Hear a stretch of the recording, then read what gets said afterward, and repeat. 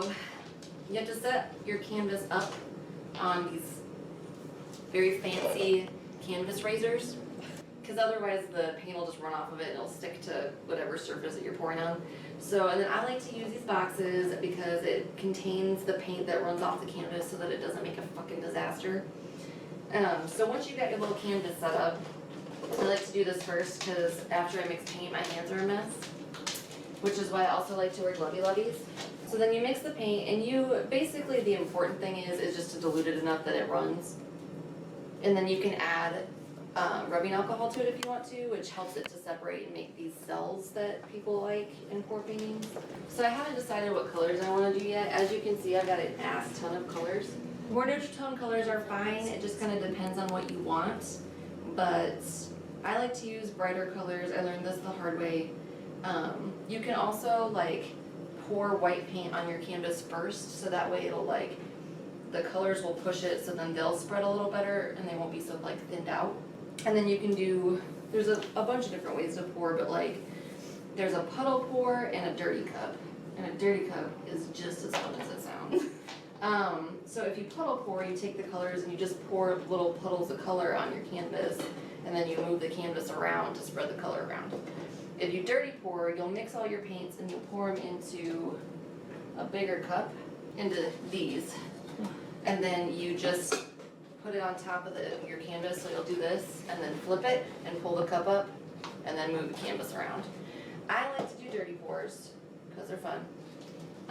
But puddle pours are cool too. So that's kind of the general process. So now I'm gonna mix up some paint. I'm real imprecise in the way that I do it, so I don't really measure it like 2 to 1 to whatever. I just kind of add shit together. So I'm gonna make all my bases first. What's a base? That is your like your pour medium.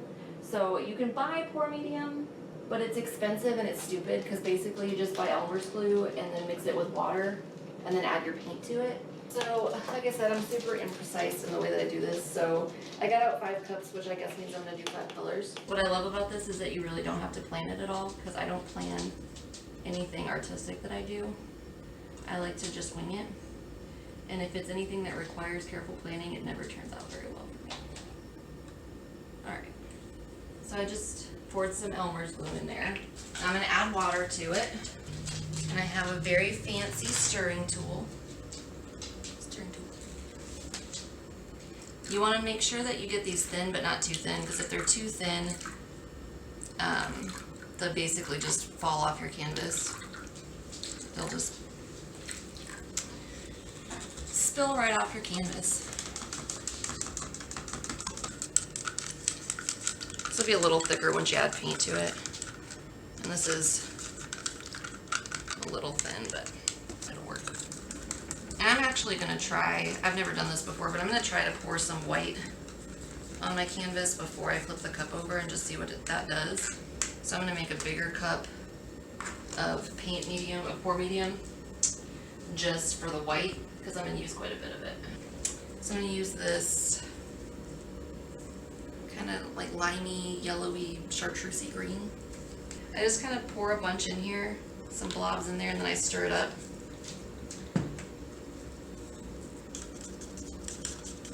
So it's a little runny. It's really hard to fuck this up. Like, pour painting is awesome because it's super hard to fuck it up. You say that, and I'm probably gonna fuck up. I think she's met us, right? You met me, right? I'm a disaster. Is that alcohol? This is rubbing alcohol. This is 91% isopropyl alcohol. I'm gonna pour some into a little cup, and then I've got little pipettes that I use, because you don't want to add a ton of rubbing alcohol to your paint because it'll thin it too much. But if you add a few droppies to it, Squirt. yeah, a little, just shoot some in there. You want to mix it in kind of quick, because if you like just drip it on the top of there and like go onto your next cup, it'll evaporate off the top of your paint, so it's pointless. But that's what makes the cells and the separations. You can add it to some of your colors, to all of your colors, to none of your colors. These still turn out really cool even if you don't add alcohol to them. So So I don't think I'm gonna add any alcohol to my paint mill in here. I'm just gonna stir it up. I'll add rubbing alcohol to every other cup and see what happens. Do you feel like Bob Ross? I don't think I'm as cool as Bob Ross, really. Like, I think Bob Ross was like the ultimate in cool, and I just can't really compete with that. You need a pet squirrel. I feel like Sasha's kind of squirrely. True. I was gonna say Kira and cat.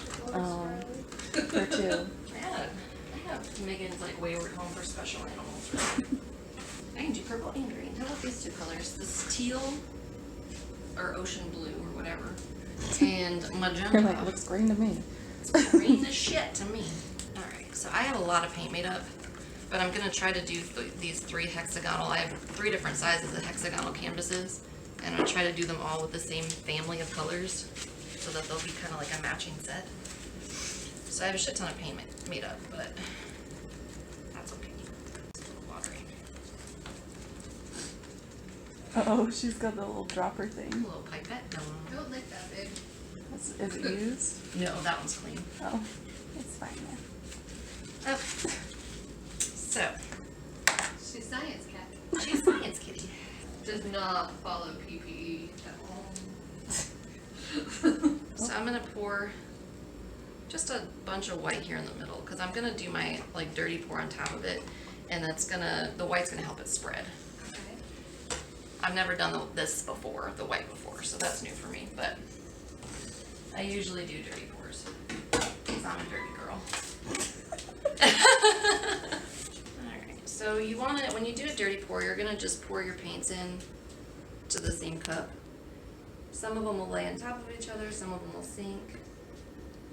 A lot of it depends on how slow or fast you pour them, and a lot of it depends on just the pigment in the paint.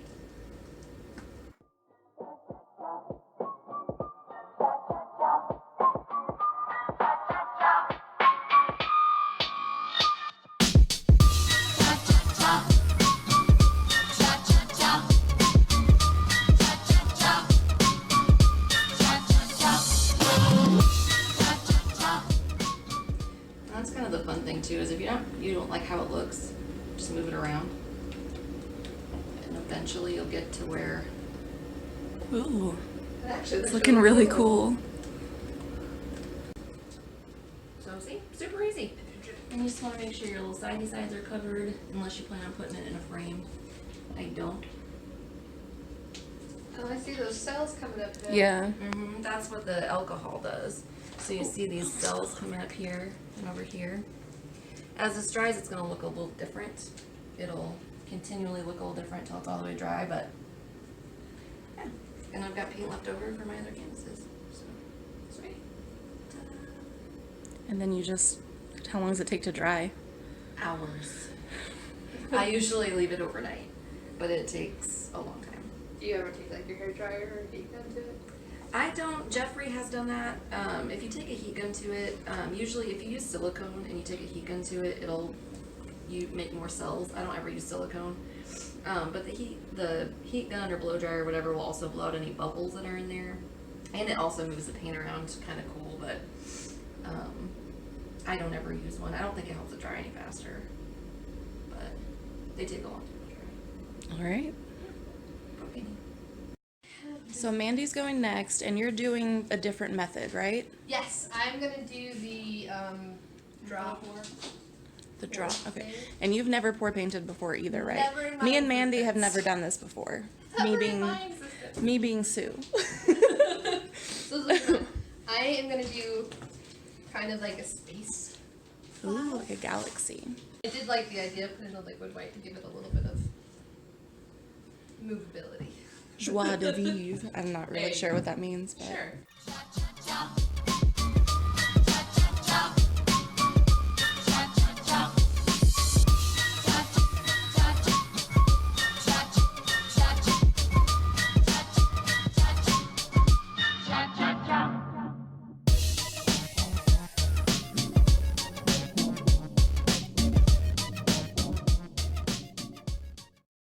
all up in your business. That's cool. As long as my cleavage isn't too bad. Your cleave's not in the shot. Okay. I can put it in if you want. No, alright. Brandon might get upset. How much more views? Yeah, I'll make that the thumbnail.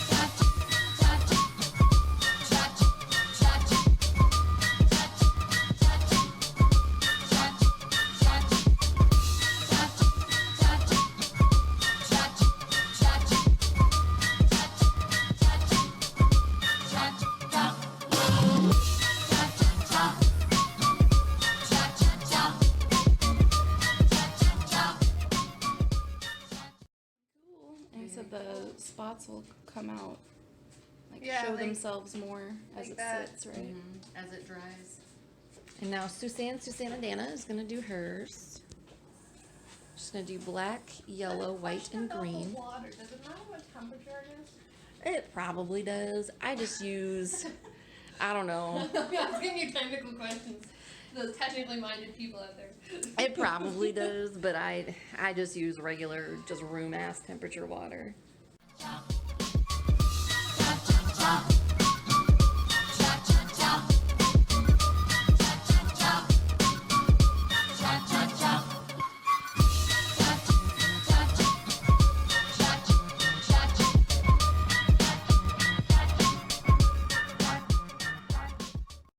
Murphy is sleeping on the rug, so he can be close to his Aunt Susan, because he loves her best in all the land. My house is just a sea of animals. It's just all animals all the time. Oh, yeah, there she goes. Back to her spot. So what technique are you gonna use? I'm gonna do what Megan did. The dirty paw, because you're also a dirty girl. On the white or flip and pour? I think I'll do the flip and pour. That's how I usually do it. This was the first time I did the white. The next, Turned out really well. yeah, it turned out pretty cool. It's more white on it than I wanted, but it looks pretty cool. Pretty cool.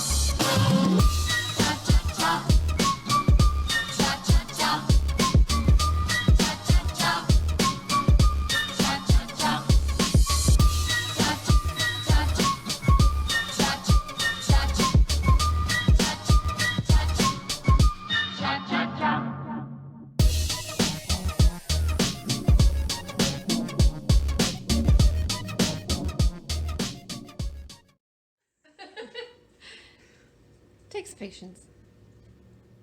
Which I don't have much of.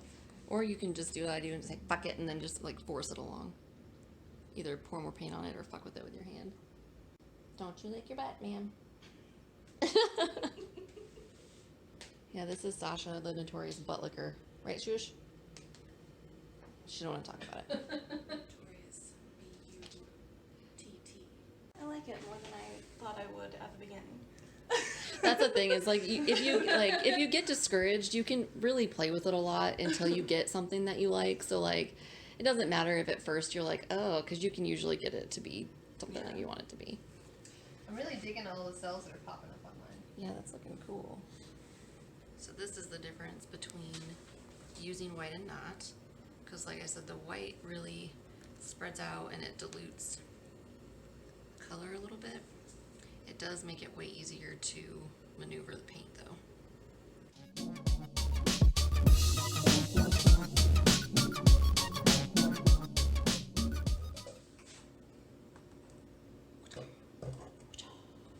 Sound effects help. No, this one doesn't have any of the isopropyl on it. But Mine ended up a little dotty anyway, even though I didn't put any in it. Some of the colors will do that. That's just the way they separate. You can see like some of the cells in this one from the alcohol with all the different colors underneath it. Yeah, that's cool. It also, I think it looks cool, but it also freaks me out a little bit. You're like, well, I think it's like that trypophobia thing, you oh, know? the fear of holes. Yeah, which I don't have that bad, but it makes me a little uncomfortable. That's fair.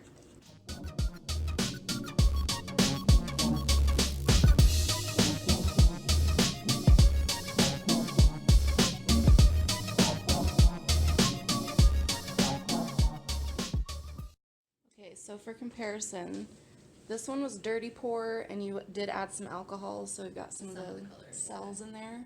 the only one that had alcohol was the metallic that I would use. So this was the drip pour, and also had some alcohol added. To multiple colors. This one is This was dirty pour. with only one color added. This was also dirty pour with no alcohol. And then I added some things on top. I added some drip pour on top because I didn't like how it looked. But yeah, and then we have Megan's first one over here, which was dirty pour. Over white. So this was dirty pour, but with white poured down first. Kind of did that. And it does have alcohol added as well. It really does. Here's Sue pouring her second painting.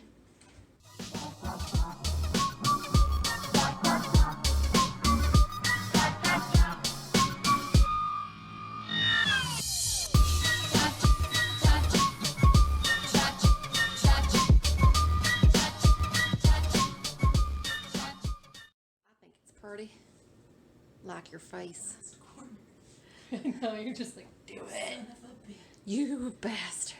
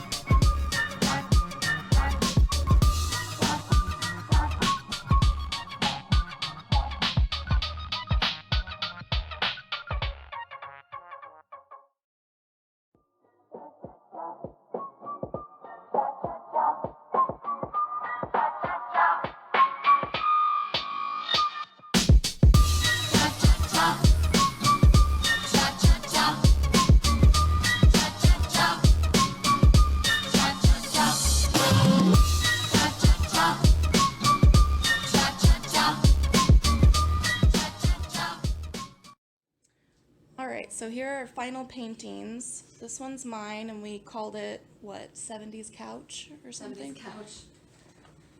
This is Mandy's. the name for hers is a little offensive.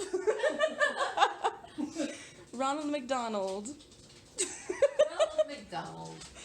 This Not is what I named it. Megan's Watermelon Smoke, which she made to match our hair. It did. And then in here drying, we have several others.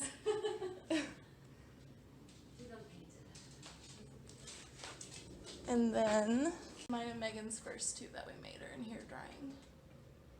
So that was our girls' day of pour painting. Yeah, thanks for watching. Thanks for pour painting with us. Bye. Bye. Bye.